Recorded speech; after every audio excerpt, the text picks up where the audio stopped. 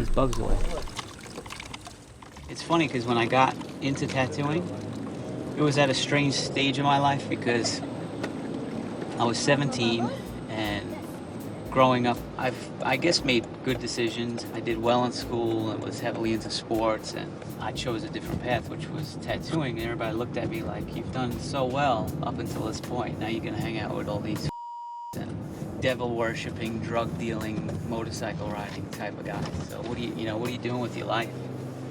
So at the time, nobody thought it was a really good idea. But now I'm 33 years old, and they look at me like, maybe it wasn't such a bad idea.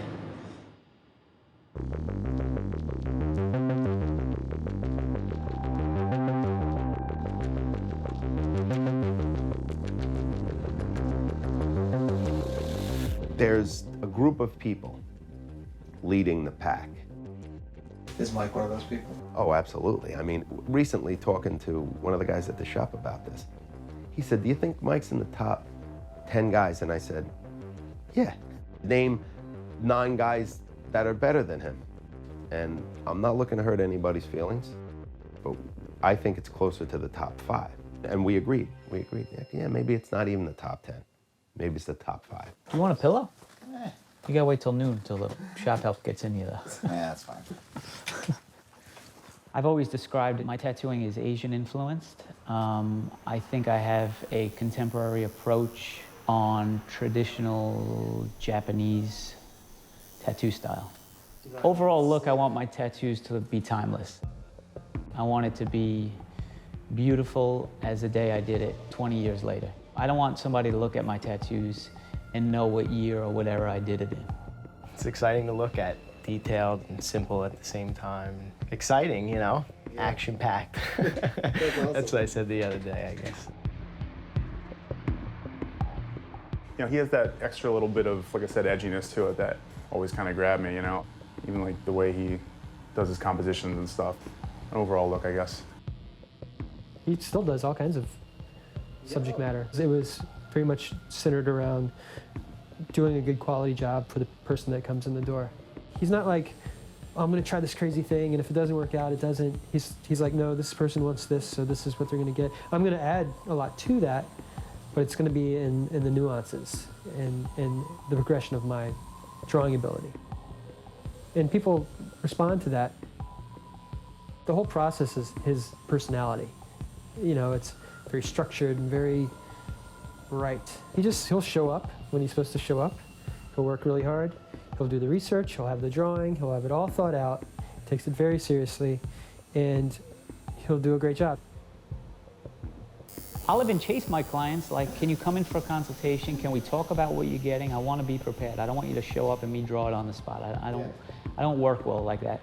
It's possible I could do a tattoo like that, but I don't feel like they're getting my best. When the time comes to do the tattoo, then, you know, I'll try to knock it out of the park. Even little stuff, they'll come in and I said, you know, any of the guys in the shop are more than capable of doing this. You don't need to wait for me, you know. They'll do an outstanding job. And they're like, no, you know, we've been watching you a long time and we just want a piece from you. I was born and raised in Massapequa, New York. It's a small town on Long Island. I think I had an average upbringing. I came from a middle-class family. I think I stayed in Massapequa because I felt very comfortable there. I had this mentality that if you build it, they will come. So I felt like, why not be in a place that I grew up in, that I feel most comfortable in, that I know the most people.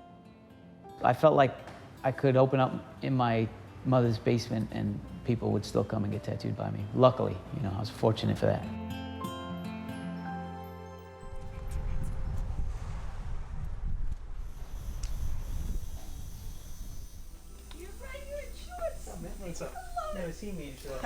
I think there was a lot of hesitation about putting a tattoo shop in that area because it's so residential. I think he had to meet with a lot of people and show him his credentials and show him he wasn't going to have people, you know, pulling up on their bikes at all hours of the night and doing drugs outside, you know, that he has a respectable clientele. I mean, he's tattooed celebrities.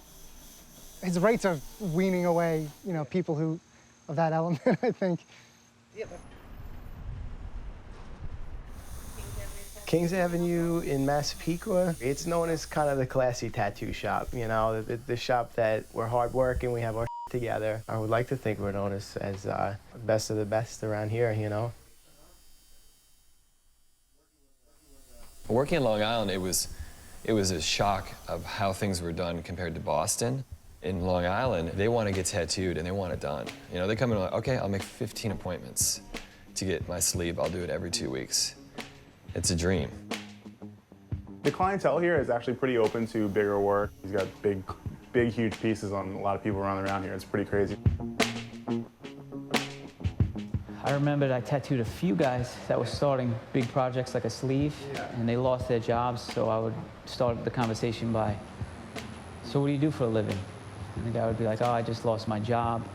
I'm like, you sure you want to get into this? It's a big commitment, you know, a lot of time and money, and they're like, no, I need to do this. Oh, yeah. They want this, no matter what. My theory on that is that a lot of these people around here, family guys, they don't go out to the bar, they got kids, so it's almost like that's their way of doing something cool that makes them feel alive, I guess. One guy came in once and he wanted Mike to do a sleeve on him. He's like, I don't know, I want some demon or something. So he brings in a Lord of the Rings picture of, you know that guy that whips Gandalf, the guy made of fire, and he pulls him down into the pit or whatever? He brings that in, and Mike does a Fudo sleeve on the guy. The guy, he sees the fire and he's like, yeah.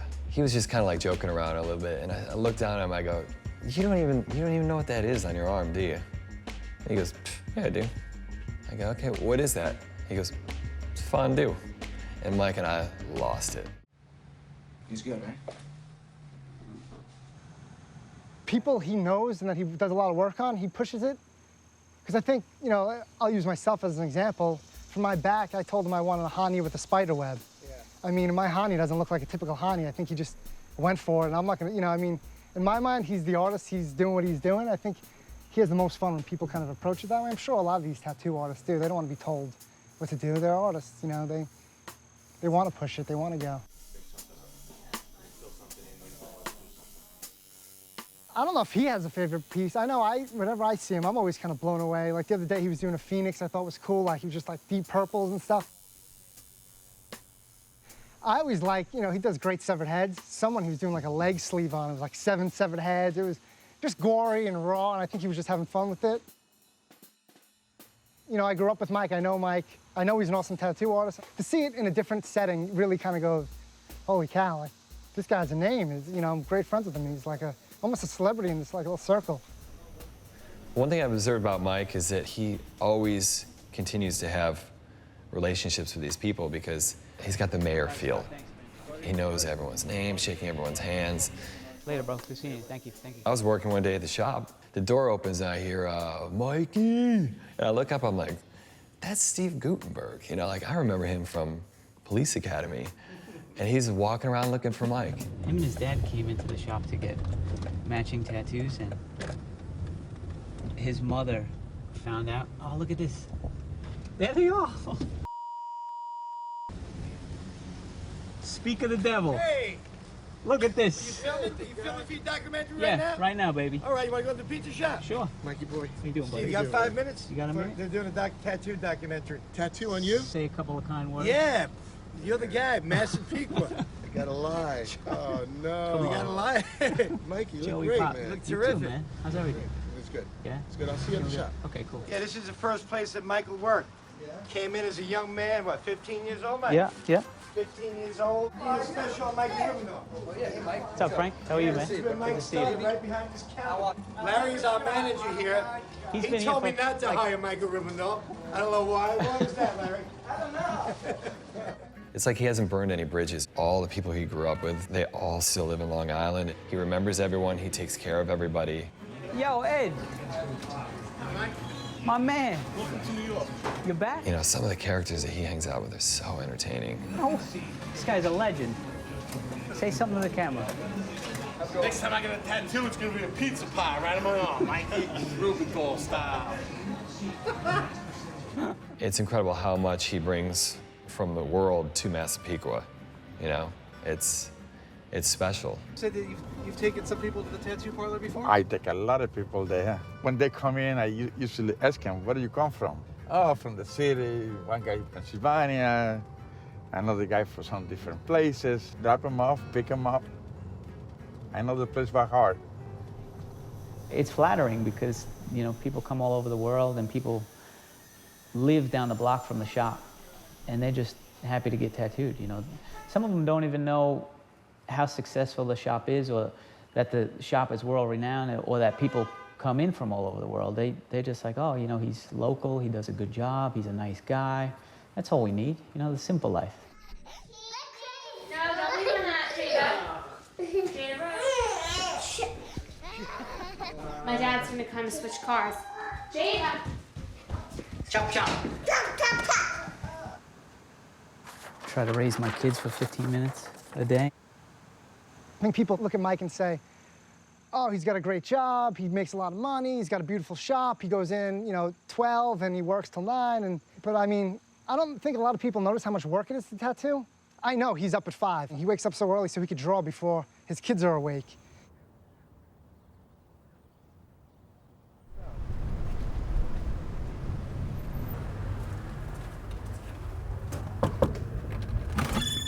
How you doing, Pop? What's going on? Good to see you. How's everything, What's up, right? guys? How you doing? Good, hanging in there. Came to give him the tour. Cool. They spent 3.5 hours with Frank today. You got some good stories? Yeah. I was just always intrigued and fascinated by tattoos, and it just suddenly popped into my head, and, you know, I had like tunnel vision. That's all I wanted to do. That's all I could think about. And I, you know, called different tattoo shops and tried to figure out what approach I would take or what avenue I would take in order to, you know, learn the craft. And that's when I went into Da Vinci's and met Frank. This was Frank's first tattoo when he was 16 years old. He nailed it on that one. He always carried himself very well. He was never a snot-nosed kid or disrespectful. He always introduces me as the guy that taught him how to tattoo. This is Frank. This is the guy that taught me everything I know. I'm one of the most important people on the planet. Seriously, think about it, you know what I mean? I taught one of the greatest tattooers of all time how to tattoo. Not too many people can say that. He just walked in with his brother one day. It's like he wants to get into this, and, you know, right away in my mind, I'm like, okay, gotta get rid of this. And I had gotten rid of people in the past by handing them like a tattoo magazine and say, you know, draw 20 things out of this magazine. But this kid, you know, if you know anything about Mike, you know he ain't a quitter.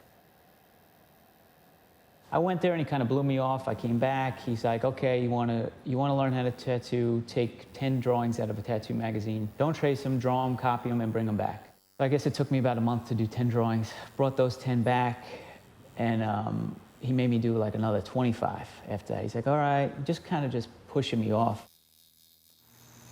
The first time I remember him bringing up tattooing, I think we were in 11th or 12th grade art class. He asked the teacher, I want to apprentice at the shop. They want me to draw 20 of these. Can I spend my time in class redrawing these? And she was fine with it. She said, yeah, so I think that's kind of how he started. Nobody's very good, you know, when they first come in. What he had that was apparent was tenacity. That's probably more important than it being a good artist. In fact, if he was too good, I might have felt threatened and told him, you don't have what it takes. You know, you should probably go home and stay home, or somebody might beat the out of you. This was all the flash I had to trace. Trace that sheet a couple times. Some Mr. Miyagi. The guy had an uphill battle from Jump Street, you know. I wasn't going to be convinced that he really wanted it until I couldn't shake him. I just kept putting more and more hurdles in front of him, making the hurdles higher, making them closer together, making it harder and harder for him. Because really all of that, all of the beginning part of the apprenticeship is not to teach him anything. It's to teach me something. How far can I push this guy away and have him still come back? Because that tells me he really wants it. He would make me wash his car in the back. And he had like 9 cars at one time, and then I would finish one, and then he would bring another one by. Because he lived locally, so he would go, grab another car, bring it back, I would wash it and wax it. Oh man, what does this have to do with tattooing? I just accepted this is how you get into it. You just keep dealing with the I didn't really think much about it. I just accepted the fact that this is what I need to do to get my foot in the door and learn how to tattoo. His mentality was tough love, so you know, he put me through a pretty rigorous process. At times, I didn't think I was going to make it, and you know, I thought I would have a nervous breakdown. I was 17 years old, so I was a kid. I didn't know anything about life. I hadn't traveled anywhere. And then I meet this maniac, and he's leading the way. He grew up tattooing, fighting, drinking. You know, he was like the epitome of an old school tattooer. You know, he was around when it counted. He's one of those guys that when you meet him, you're like, wow, they don't make guys like this anymore. And you're just happy to have the experience with him. And he's like young and he's full of energy and buying tattoo magazines, and he's a sponge, and I'm from a whole different thing. It's like learning, if you're Italian, if you're an old school Italian and somebody's trying to teach you French cooking, you know, it's a hard thing I'm sure to do. At the time, he's looking at all this stuff and he's asking me a million questions, and it's probably very difficult for me to be into talking about it, because I'm like, this guy sucked, look at that thing. And then, bingo, he sees Filip Leu's work. And it's like, he's stepping over my clipboard. He can't get out the door fast enough. Like, I need to see more of this. And then he's telling me, he's like, I want to go to Switzerland. That was mind-blowing. I think I was like, I don't know if you can go to Switzerland, you know? This is the best part here, this window. Here on the 3rd floor. So Mike always knew I was interested in traveling, and like when he made his appointment with Filip, he just asked me if I wanted to go, and I think we went there for 4 days or 5 days. You know, I just went for a good time, and that's what we had.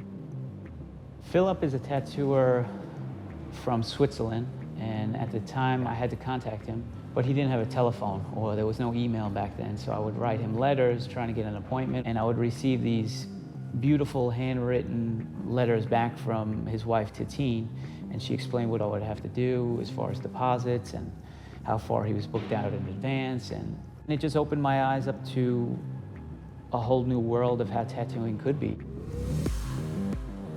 Da Vinci's was like war and motorcycles, hot rods, ass kickings, drinking, fighting.